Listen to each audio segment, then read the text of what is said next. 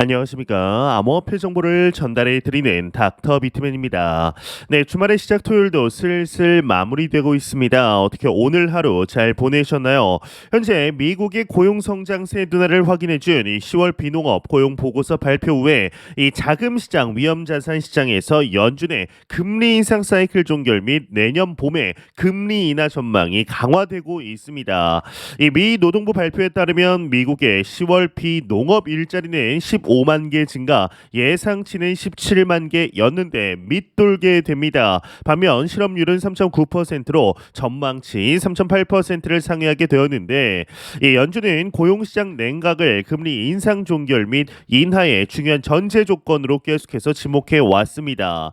이 CME 패드 워치 그룹의 이제 프로그램에 따르면은 이 자금 시장은 10월 고용 보고서 발표에 연준이 12월 정책 회의에서 기준 금리를 현재의 5.25에서 5.5%로 동결할 확률을 무려 96% 제시하게 됩니다. 이제 95.4%네요. 이는 전날의 80.2%에 비해서 15.1% 포인트 오른 수치인데, 반면 연준이 기준 금리를 5.50에서 이제 5.75%로 25bp 올릴 확률은 4.6%로 전날에 비해서 무려 19.9% 비해서 크게 낮아지게 됩니다.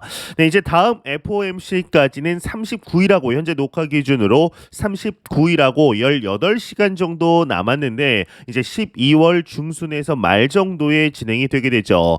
이 수치가 발표된 이후에 비트코인을 포함한 크립토 마켓 또한 이제 소폭 반등하는 모습을 보이게 되었습니다. 이제 최근 크립토 마켓이 상승세를 보이는 데는 몇 가지 주요한 이유가 있죠. 특히나 그 중에는 지난 6월 블랙록의 참전으로 더욱 두각을 보이고 있는 이 비트코인 현물 ETF의 승인 기대감도 빼놓을 수가 없을 텐데요.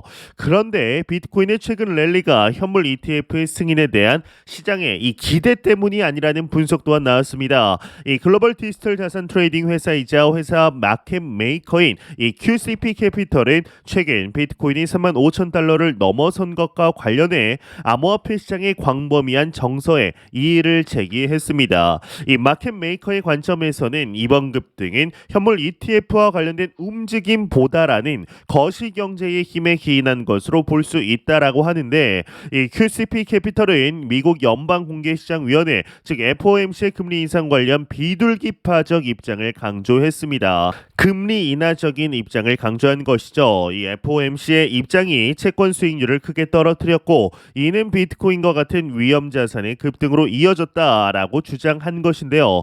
한편 QCP 캐피털의 경우는 위험 자산 시장의 랠리가 이 주식과 채권 시장의 새로운 글로벌 상승 추세의 시작을 의미하는지 여부는 불확실하다라고 말하게 되었는데, 이 QCP 캐피털은 채권에 대한 지나친 약세 심리가 조정된 것을 제외하면 이 전반적인 거시 경제 환경은 상대적으로 변하지 않았다라고 지적을 하게 됩니다.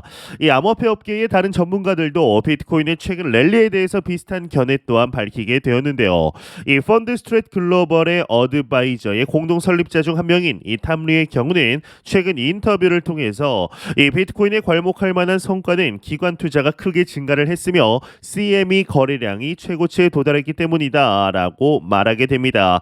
또한 그는 비트코인 생태계에 대한 관심이 적었던 아시아 시장에 관심이 되살아나고 있다라는 점을 강조하면서, 이는 주요 투자자들이 크립토 마켓에 진입하고자 하는 진정한 열망을 반영한다라고 설명하게 됩니다. 이제 최근에 스위스에서 또한 이 크립토 마켓에 대해서 스위스 5위 은행이 시장에 진출한 실제적인 성과가 나왔기 때문에 더욱더 이러한 이야기들이 나오는 것 같은데요. 이와 더불어서 이 비트코인 가격 기준 지난달 옥토버에 이어 이번 달 문멤버까지 이루어지며 현재 가격보다 약 4에서 50% 더 상승한 47,000달러까지 상승할 수 있다라는 얘기가 관측돼서 제기되고 있습니다. 이 자세한 내용 한번 보도록 하겠습니다. 네, 헤드라인을 보겠습니다. 헤드라인을 보게 되면 비트코인 11월에 억토버보다 더 상승해 47K 갈 수 있다. 신퓨처스 설립자 레이첼 린, 이렇게 헤드라인이 멋지게 장식이 되어 있습니다. 이 분산형 거래소 신퓨처스의 공동 설립자인 레이첼 린의 경우는 비트코인이 11월 말까지 47,000달러에 도달할 수 있다라고 주장을 하였습니다. 그는 더블록과의 인터뷰에서 과거 데이터를 보면 11월이 억토버로 불리는 10월보다 비트코인 실적이 좋았다라고 설명을 하였는데, 11월 비트코인 평균 수익률이 35%에 달한다는 것이죠. 억토버는 비트코인이 상승하는 10월이라는 이제 상승하는 업과 이 악토버 10월이라는 단어의 합성어인데요. 이제 비트코인이 11월의 과거 역사를 반복하면서 이 11월 말에는 47,000달러에 이를 수 있다. 암호화폐 시장의 사용자 수와 거래가 급증하고 있다라며 긍정적인 신호라고 평가를 했다고 합니다. 그러면서 추가적으로 3억 2,500만 달러에 달했는데, 지난주 자금 유입 규모가 이 중 3억 달러가 비트코인으로 유입됐다라는 강조 또한 나왔습니다. 정말 이제 11월 말에 비트코인의 가격이 47,000달러까지 상승할 수만 있다라면 이보다 좋은 것이 과연 있을까라는 생각이 드는데요. 이뿐만 아니라 이번 달 현물 ETF가 승인될 거라는 전망 또한 나오고 있습니다. 이 발키리 CIO의 경우는 현물 ETF가 이달 말 승인 가능성이 있다, 업계 낙관적 전망을 유지하고 있다, 이렇게 헤드라인이 장식이 되고 있는데요. 이 발키리 인베스트먼트가 미 SEC의 현물 ETF 승인을 기다리는 가운데 이제 경영진들은 승인의 낙관적인 전망을 유지하고 있다라고 합니다. 이 발키리 최고 투자 책임자 스티븐 맥클러그는 SEC가 11월 말까지 비트코인 현물 ETF를 승인할 가능성이 있다라고 밝히게 되었는데, 실제로 금융업계에서는 발키리가 블랙록, 피델리티, 바네크 인베스코와 같은 거대 기업들과 함께 SEC와의 논의를 이제 강화하는 것을 예의주시하고 있다고 합니다. 이 회사들은 현재 비트코인 기반 ETF를 운용하고 있고, 비트코인 현물 ETF에 대한 청신호가 켜지기를 간절히 기대하고 있다고 하는데요. 이 발키리는 최근 SEC의 S-1 등록 명세서를 제출했고, 이는 제한된 펀드 주식이 나스닥 주식시장에서 PRRR이라는 이 티커로 거래될 준비가 되었다라는 신호로 여겨지고 있다고 합니다. 그러나 승인까지 가는 길에 난관이 없는 것은 아니라고 하는데, 이러한 엄격한 요건은 업계 전문가들이 지적하는 시장 조작 우려를 비롯한 리스크를 완화하는 데 목적이 있다 내용이 마무리되고 있습니다.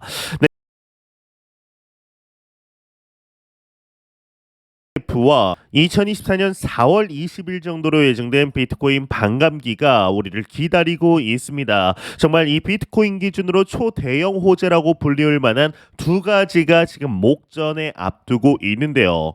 SEC의 경우는 특히나 블랙록 ETF 관련해서는 정말 늦어도 1월, 3월까지는 이야기를 해야죠. 이제 그 이후에는 더 이상 미루고 싶어도 미룰 수가 없게 되는데, 더 이상 본인들의 장기인 시간 끌리기를 이제 할 수가 없는 상황이 오게 되었습니다. 하지만 참 이 크립토 마켓을 못 잡아먹어서 왜 이렇게 안달이 나긴 한 걸까요? 이 미 SEC 증권거래위원회에서 현재 리플사와 코인베이스와의 소송을 하고 있음에도 불구하고 이번에는 페이팔 USD 관련하여 조사에 나서고 있다라고 합니다. 이게 무슨 내용일까요? 일단 헤드라인을 보게 되면 미 SEC 이번에는 페이팔 정조준 하나 페이팔 USD 조사에 나섰다, 이렇게 헤드라인이 장식이 되어 있는데요. 일단 내용만 딱 미 SEC가 나온 것만 봐도 치가 떨리는 것이 사실입니다. 이 미국 증권거래위원회 등 미국 금융규제 당국이 글로벌 결제 대행 안전거래업체인 페이팔을 향해 사정의 칼날을 들이대는 모양새라고 합니다. 이제 최근 페이팔이 규제 당국으로부터 자체 스테이블 코인 페이팔 USD에 관한 문제로 조사를 받고 있다라는 사실이 알려졌기 때문인데, 이 3일 로이터 등 외신 보도에 따르면 SEC는 2일 페이팔의 스테이블 코인인 페이팔 USD에 대한 조사 필요성을 언급하면서 페이팔 측에 소환장을 발부했다라고 합니다. 여러분들도 잘 아시겠지만 페이팔 USD는 페이팔이 8월 출시한 달러 연동 스테이블 스테이블 코인이죠. 이를 증명하듯 페이팔 USD는 출시 약 6주 만에 크립토닷컴 등 6개 대부분의 거래소에 상장을 마쳤다라고 이야기를 하고 있고, SEC가 전격적으로 페이팔 USD의 조사에 나섰다. 조사 이유에 대해서 구체적인 설명을 하지 않았지만 이게 상당히 참 너무한 거 아닐까 싶습니다.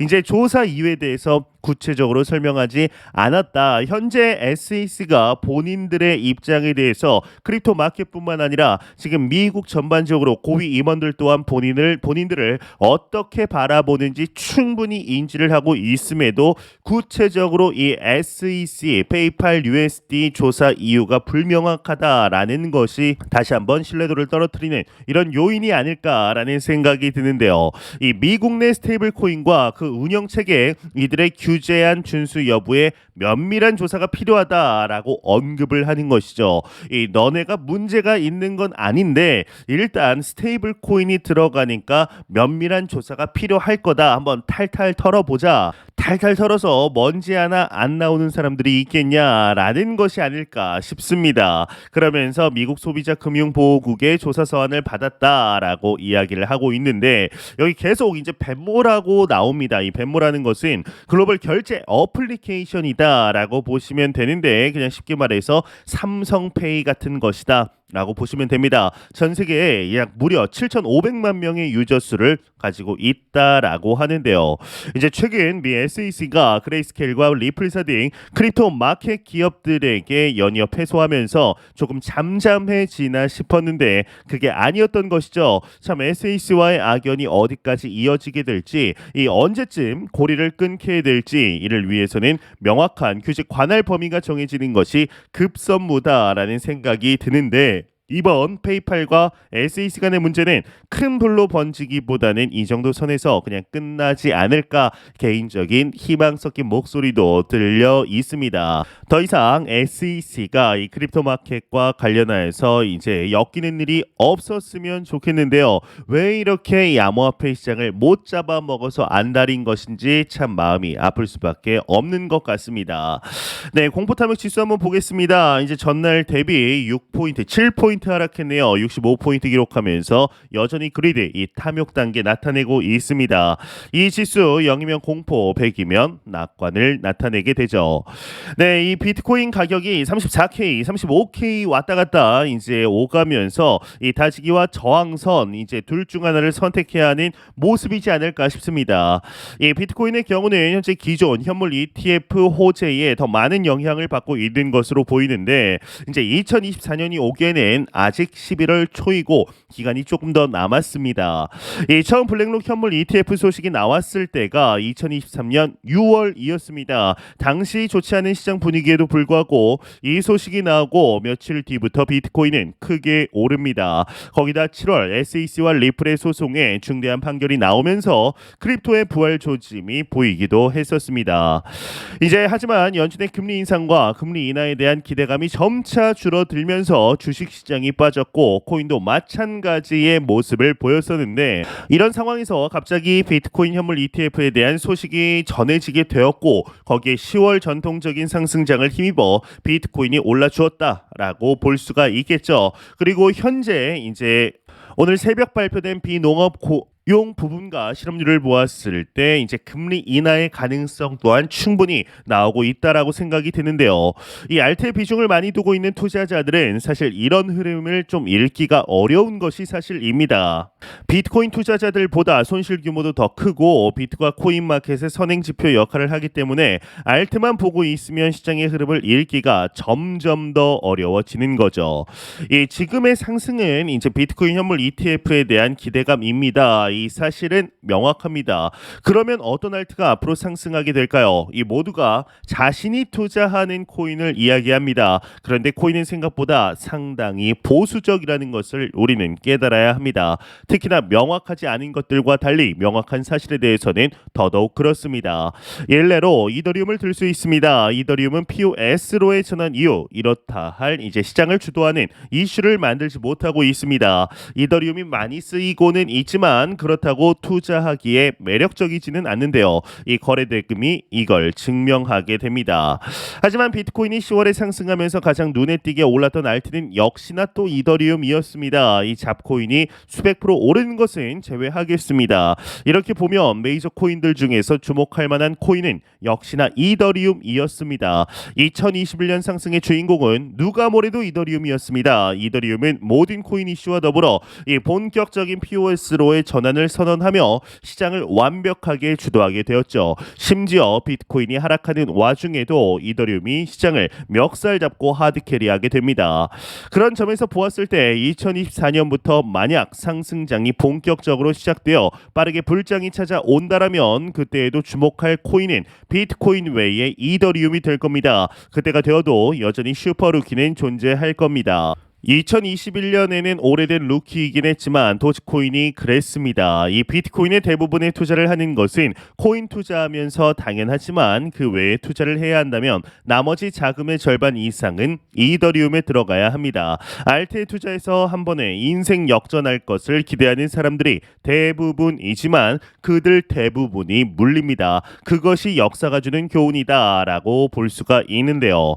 이 비트코인이 11월로 이제 들어서면서 하락할 가능성 또한 얼마든지 있습니다. 하지만 지금 상황에서 비트코인의 향방을 숏 자체에 베팅하는 것은 상당히 무모한 일입니다. 기관 관련 소식이 나온 이후 비트코인은 상승해 왔습니다. 2021년 상승 또한 마찬가지였습니다. 그런데 지금은 상황이 완전히 다릅니다. 비트코인 현물 ETF를 추진하는 곳들 중에 블랙록이 있다라는 것 자체가 굉장히 상징적인 일입니다. 비트코인은 사실 경기 침체 순간에 금을 선택해야 했던 투자자들이 분산해서 투자할 수 있는 아주 좋은 자산이 되어줍니다. 이 금과 비트코인을 선택하기 좋은 해칭 자산일 뿐만 아니라 비트코인의 경우 자유로운 국경 이동까지 자유롭게 합니다. 이보다 좋은 투자 자산은 역사상 없었다라고 볼 수가 있는데요.